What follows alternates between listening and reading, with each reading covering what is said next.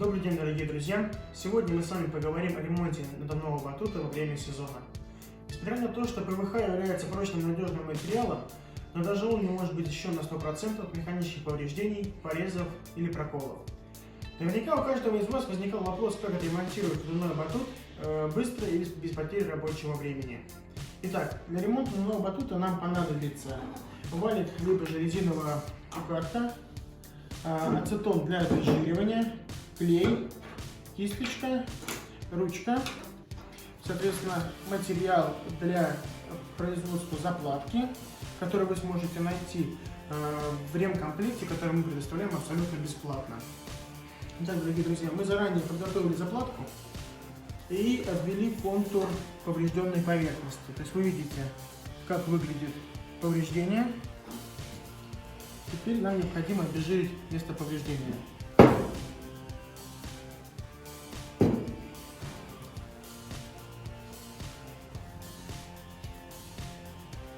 И обезжирить непосредственно саму заплатку.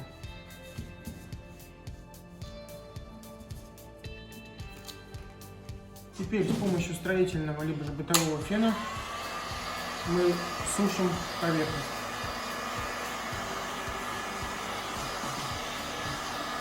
Разогрев материала также способствует для лучшей фиксации. Затем берем клей,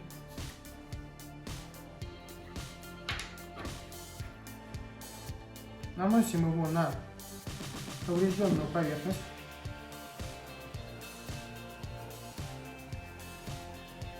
Не стоит использовать суперклей либо клей-момент. При попадании солнечных лучей он имеет свойство растекаться, и заплатка рано или поздно сползет с места повреждения. Также наносим клей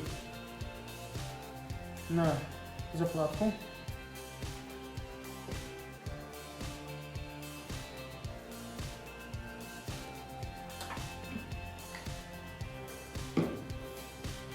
Затем размещаем заплатку по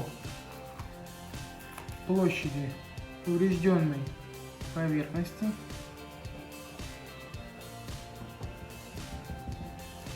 Берем укладчик, либо же резиновый валик и прикатываем заплатку к батуту.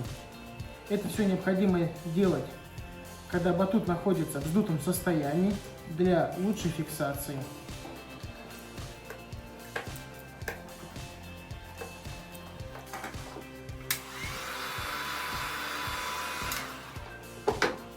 Теперь оставляем в таком состоянии на 30-45 минут. И, соответственно, через 45 минут вы можете использовать свой надувной батут в привычном рабочем состоянии. Спасибо за внимание.